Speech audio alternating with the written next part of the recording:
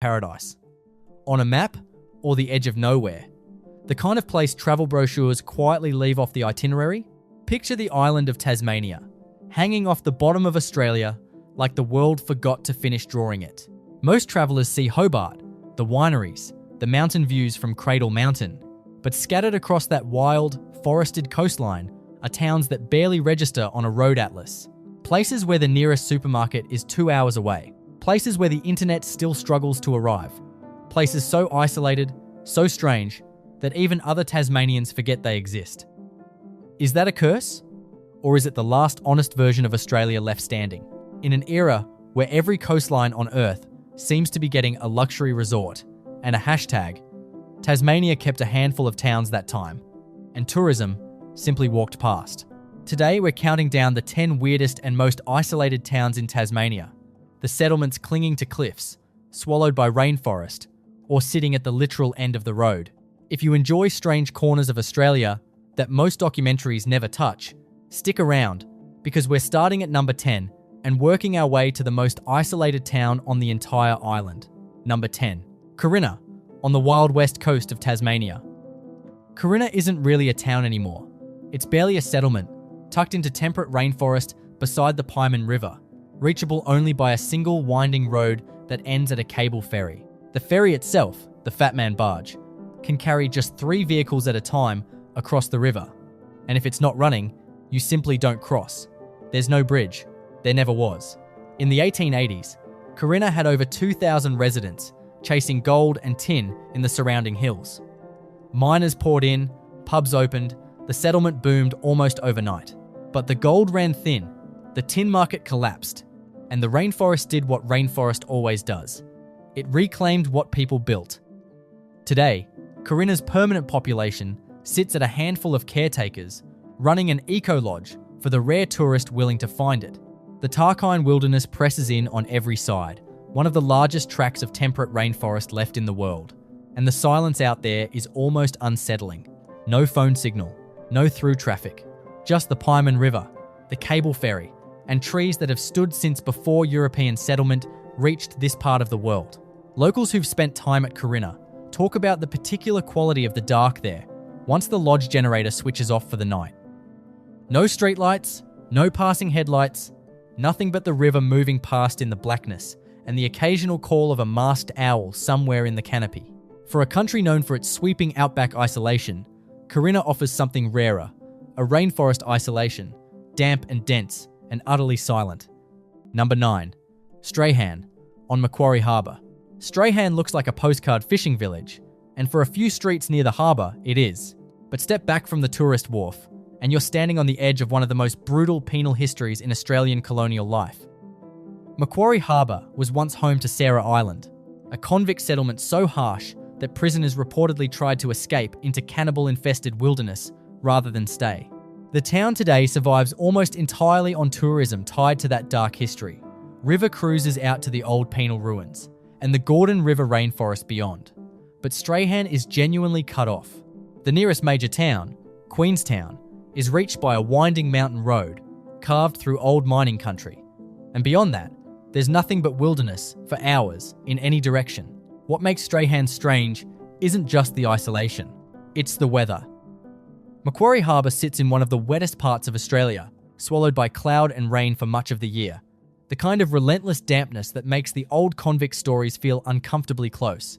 There's also the harbour itself, deceptively beautiful and historically lethal. The entrance to Macquarie Harbour is so narrow and treacherous that early settlers nicknamed it Hell's Gates, a channel where dozens of ships were wrecked trying to navigate the shifting sandbars. Modern Strahan trades on that history now. River cruisers narrating the same waters that once swallowed convict transport vessels whole.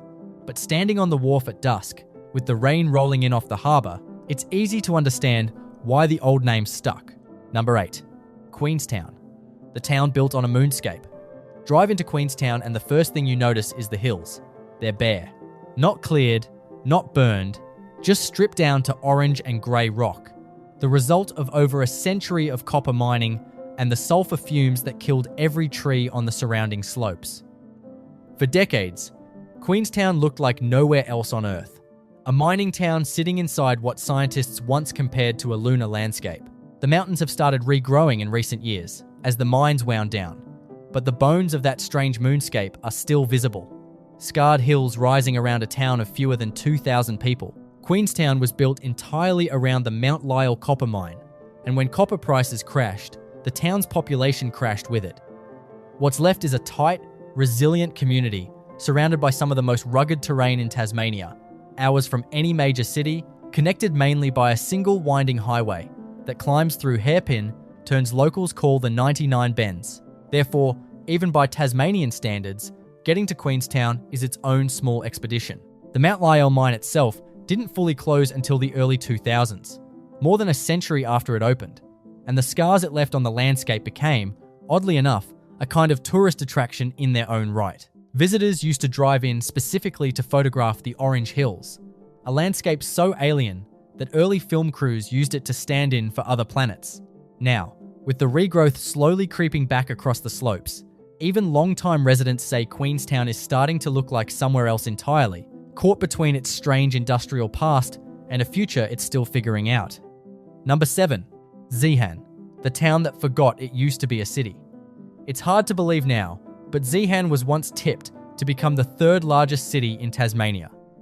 Silver and lead deposits drew thousands of prospectors in the 1890s, and at its peak, Zeehan had a population pushing 10,000 people, its own stock exchange, and a grand theatre that hosted Dame Nellie Melba, one of the most famous opera singers in the world at the time.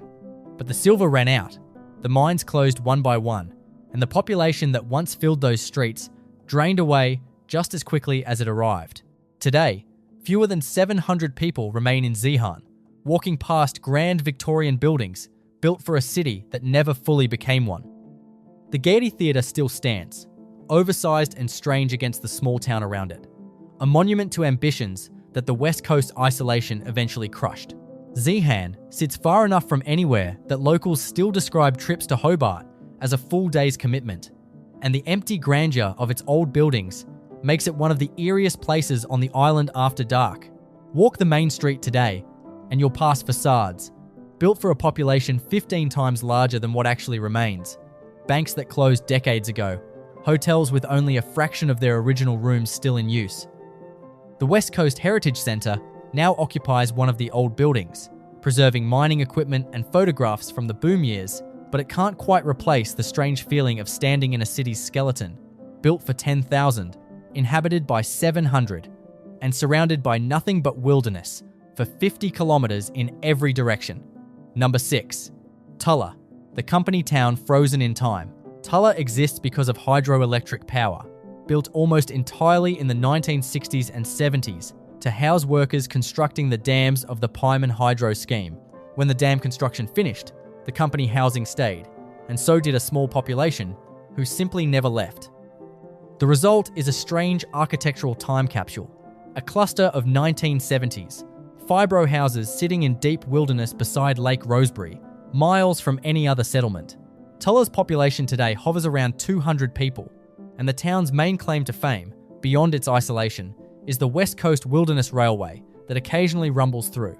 Surrounded by button grass plains and rainforest-covered mountains, Tullah feels less like a Tasmanian town and more like a film set someone forgot to dismantle. The nearest proper services are in Rosebery, itself a small mining town 20 minutes away, and beyond that, the wilderness simply takes over again. What makes Tullah genuinely odd is the contrast between the engineering ambition that built it and the almost accidental way it became a permanent home. Hydro Tasmania never intended Tullah to last beyond construction. The plan was always demolition once the dams were finished. But families had put down roots, kids had grown up there, and when the bulldozers were scheduled to move in, residents successfully lobbied to keep the town standing. It survives today as a kind of accidental settlement, a place that exists purely because the people living there refuse to leave. Number 5. Maria Island, the town with no permanent residents at all. Technically, calling Maria Island a town stretches the definition. The old convict settlement of Darlington, on the island's northern tip, has no permanent population whatsoever. It's reachable only by ferry from the small mainland town of Triabuna, and once you're there, you're sharing the island with wombats, Tasmanian devils, and the crumbling sandstone buildings of a former penal colony. Darlington was originally built in the 1820s as a secondary convict station, then later reinvented as a failed cement manufacturing town in the early 1900s. Both ventures collapsed. What remains is a ghost settlement managed entirely by National Park rangers, with visitors allowed to stay overnight in converted convict-era buildings, but no actual residents calling it home. At night, with the ferry gone and the last day trippers departed, Darlington becomes one of the strangest places in Australia. An entire town built, abandoned, rebuilt, and abandoned again, now existing purely as a shell for tourists and wildlife. Wombats graze on the old parade ground in broad daylight, completely unbothered by the handful of overnight visitors staying in the converted penitentiary buildings. There's something genuinely unsettling about sleeping inside a former convict cell, knowing the entire island around you is empty except for marsupials and the wind. Park rangers who've worked there describe an almost theatrical quality to the silence, as if the island is simply waiting between performances, occupied for a few hours each day by ferry passengers, then handed back entirely to the wildlife once the last boat departs. Number 4. Cockle Creek, the literal end of the road. If you drive as far south as you possibly can on mainland Australia, you end up at Cockle Creek. This isn't a metaphor. The sealed road simply stops here, and beyond Cockle Creek, there is no further settlement, no town, nothing but wilderness, all the way to Antarctica. Cockle Creek has no shops, no permanent population to speak of, and barely any infrastructure beyond a campground and a few scattered shacks. What it does have is a full-sized whale skeleton sculpture marking the start of the South Coast Track, one of Australia's most remote and demanding wilderness hiking routes. People who camp at Cockle Creek often describe a specific kind of disorientation, the realization that the next landmass south of where you're standing is the frozen continent itself. Therefore, while it barely qualifies as a town in any conventional sense, its isolation is so extreme, so geographically final, that it earns its place on this list almost by definition. Southern right whales still visit the bay seasonally, the same waters that once drew whaling ships to this exact stretch of coastline in the 1800s, which is part of why the whale skeleton sculpture stands where it does. Mobile signal disappears long before you reach the campground, and the handful of shacks scattered along the inlet operate almost entirely off-grid. Generators and rainwater tanks standing in for infrastructure that will never arrive this far south. For hikers preparing to walk the South Coast Track, Cockle Creek functions as the last familiar thing they'll see for the better part of a week. If you're enjoying this journey through Australia's strangest corners, consider subscribing, because we cover overlooked places like these across the entire country every week. Now let's get into the final 3, because the towns left on this list are isolated in ways that genuinely surprised even long-time Tasmanians. Number 3. Melaleuca, the town that exists for one family. Melaleuca sits in the far southwest of Tasmania, inside one of the most inaccessible wilderness areas on the continent. There is no road to Melaleuca. None. The only ways in are a small aircraft landing on a dirt airstrip, or a multi-day hike through the Southwest Wilderness Track, one of the most physically demanding trails in Australia. For decades, Melaleuca was essentially the personal domain of Denai King, a tin miner and self-taught naturalist who lived there for over 50 years, mining tin by hand and documenting the area's rare bird life, most famously, the critically endangered orange-bellied parrot. King passed away in 1991, but the tiny settlement bearing his legacy remains, now home to a handful of seasonal researchers monitoring the parrot population and maintaining the airstrip. There is no real population count for Melaleuca because there are no real residents, just scientists rotating through on conservation duty, and the rare hiker who flies in or walks the 7-day track to reach it. The silence in Melaleuca is total, broken only by the calls of the parrots. The entire settlement now exists to protect. Denai King's old tin mine still sits among the buttongrass plains, hand-dug shafts that supported his family for decades without ever connecting to the outside world by road. His daughter, Janet Fenton, continued his conservation work after his death, and to this day the orange-bellied parrot recovery program operates out of the same remote outpost, monitoring a population that, at its lowest point, numbered barely a few dozen birds in the wild. Few places on Earth combine that level of human absence with that level of scientific significance. A settlement that exists almost entirely to watch something else survive.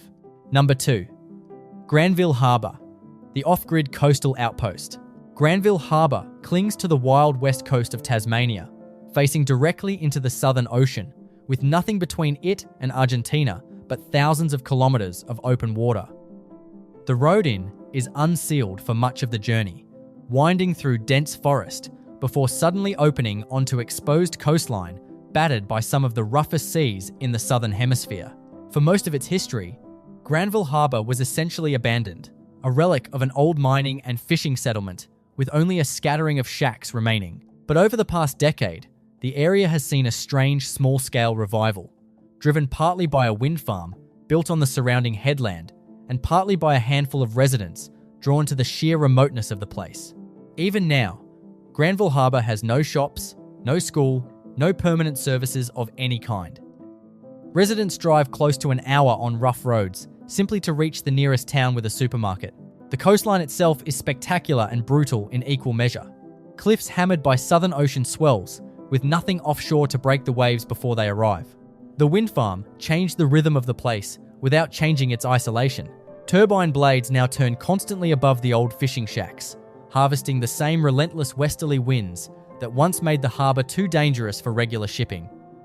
A small handful of fishing families still work the waters here, chasing crayfish and abalone in conditions most commercial operators avoid entirely, and locals talk about the place with a kind of fierce, protective pride, fully aware that almost nobody else would choose to live somewhere this exposed. Before we reveal number 1, a quick note. Several smaller hamlets on the island technically sit further from a major city by raw distance, but by the strictest definition, one involving year-round residents, permanent infrastructure, and genuine accessibility, the title goes to a very specific place. Number 1, the most isolated town in Tasmania is Strathgordon.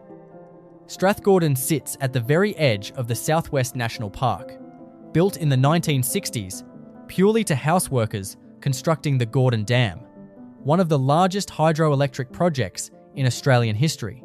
At its peak, Strathgordon housed close to 2,000 construction workers and their families, a fully functioning town carved directly out of wilderness that had never seen permanent settlement before. When the dam was completed in 1974, the population collapsed almost overnight, the way company towns always do once the job that built them is finished. Today, Strathgordon's permanent population sits at fewer than a dozen people, making it not just isolated, but arguably the smallest functioning town on the entire island. The drive-in is the real story. The road from Hobart to Strathgordon takes roughly 2 hours through increasingly empty landscape, the last fuel stop disappearing behind you long before you arrive. Beyond Strathgordon, there is no further road. The wilderness simply continues, untouched, for as far as the Southwest Wilderness Track can take a hiker willing to disappear into it for a week or more. What makes Strathgordon different from everywhere else on this list isn't just the distance from civilization, it's the strange contrast of standing in a near-empty 1960s town, surrounded by quartzite mountains and button grass plains, looking out at the enormous concrete wall of the Gordon Dam, one of the largest engineering achievements in the country, built in a place this empty specifically because nobody else wanted to be there. The old hydro workers' settlement still shows traces of the town it briefly was, a school building now repurposed, a row of original cottages standing mostly empty through the off-season. Adventure tourists occasionally pass through for abseiling tours down the dam wall itself, a 140-metre drop into the gorge below. But outside that brief window of activity, Strathgordon returns to what it's been for most of its existence since the construction crews left. A handful of residents, a vast concrete monument, and wilderness pressing in from every direction with nowhere left to retreat. So is Tasmania's isolation a flaw in its development or its greatest asset? Therefore, looking at these 10 towns together, a clear pattern emerges. Tasmania didn't choose isolation as a marketing strategy. The mountains, the rainforest, and the Southern Ocean made that decision long before anyone arrived to build a road. Mining towns rose and emptied within a generation. Convict settlements were abandoned the moment they stopped being useful. Hydro towns existed for exactly as long as the dam took to build, then quietly disappeared. But that same isolation preserved something most of mainland Australia has lost. Wilderness without a chain hotel beside it. Coastlines without a marina. Towns where the silence is real, not curated for a tourist brochure. It's worth remembering that none of these places were designed to become tourist curiosities. Corinna was built for gold. Strathgordon was built for hydroelectric power. Maria Island was built for punishment, then for cement, then abandoned entirely. Their strangeness today is a side effect of failed economics and shifting priorities, not a deliberate aesthetic. Therefore, what feels atmospheric and haunting to a visitor was, for the people who actually lived through those collapses, simply the end of a livelihood, which makes the silence in these towns feel less like a postcard and more like a record of exactly what isolation costs the people who stay behind.